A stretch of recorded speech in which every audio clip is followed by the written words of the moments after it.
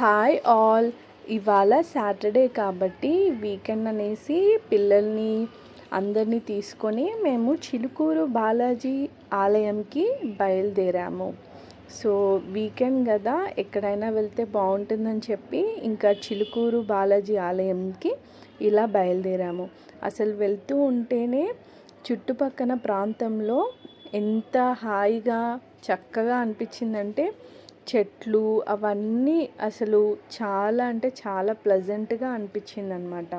So ఈ టెంపుల్కి మేము ఎలా రీచ్ అయ్యాము అంటే మా ఓన్ వెహికల్ మాట్లాడుకొని మేము వెళ్ళామన్నమాట. సో ఈ టెంపుల్ వచ్చేసి మనకి తెలంగాణ రాష్ట్రంలో రంగారెడ్డి జిల్లాలో చిలుకూరు అనే గ్రామంలో ఉందన్నమాట. సో ఈ టెంపుల్ వచ్చేసి మనకి మనము ఎలా వెళ్ళొచ్చు అంటే ఐదర్ బై బస్ కానీ ఓన్ వెహికల్ కానీ బైక్లో కానీ ఎలా అయినా వెళ్ళొచ్చు. సో మనకి మెహదీపట్నం నుంచి చిలుకూరు టెంపుల్కి చాలా బస్సెస్ ఉంటాయి.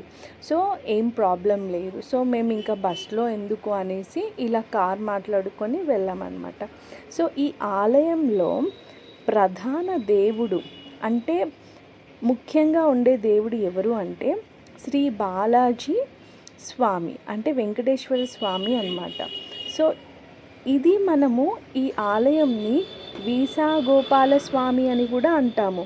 ఎందుకంటే ఎవరైతే ఫారెన్ వెళ్ళాలనుకుంటున్నారో చాలామంది సో వాళ్ళకి వీసా రావడానికి ఈ టెంపుల్కి వస్తూ ఉంటారనమాట. సో దీన్ని వీసా గోపాల స్వామి ఆలయంగా చాలా ప్రసిద్ధి చెందిందనమాట. ఎందుకంటే వీసా కోసం ప్రార్థించేవారు ఇక్కడ ఎక్కువగా వస్తూ ఉంటారు. ఇంకా ఇది ఒక చాలా పురాతన దేవాలయం.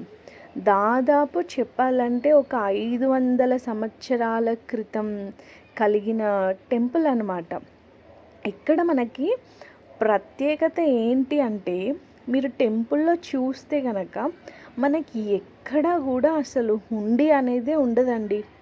మనం దేవుడికి అంటే లైక్ ఏమన్నా వేయాలి మనీ రూపంలో అనుకుంటే అసలు మనకి హుండీ అనేదే ఉండదు. కాకపోతే ఇలా మనకి బయట వచ్చేసరికి బుక్స్ కానీ షాపింగ్ కానీ అలా చాలా ఉంటాయి. అంటే ఆ బుక్స్ కూడా నేను చూశాను ఏంటి అని. అంటే చాలామంది ఎవరైతే రామకోటి రాసుకుంటారో సో వాళ్ళకి ఇక్కడ బుక్స్ అనేవి అవైలబుల్గా ఉన్నాయన్నమాట. సో అది తీసుకోవచ్చు. సో ఇక్కడ ఇంకొక ప్రత్యేకత ఏంటి అంటే విఐపి దర్శనాలే అసలు ఉండవన్నమాట. అందరూ సమానంగా ఈ టెంపుల్లో మనం దర్శనం చేసుకోవచ్చు. ఇంకొకటి ఇక్కడ మనం దేవుడి దర్శనం చేసుకోవాలి అంటే ఫస్ట్ మనం 11 ప్రదక్షిణాలు అనేది చేసుకోవాలి. తర్వాత మనకు ఆ కోరిక నెరవేరితే 108 ప్రదక్షిణలు చేసుకోవచ్చు అన్నమాట. సో ఇలా 11 ప్రదక్షిణాలు చేశాకే మనం దేవుడి దర్శనం అనేది ఉంటుందన్నమాట.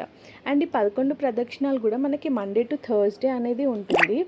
ఫ్రైడే సాటర్డే సండే అనేది ఉండదు. ఒకవేళ తిరగాలి అనుకున్న దేవుడి ఆలయంకి దూరంగా ప్రదక్షిణాలు అనేది చేసుకోవాలన్నమాట. సో మేము బ్రేక్ఫాస్ట్కి వెళ్ళిపోయాము.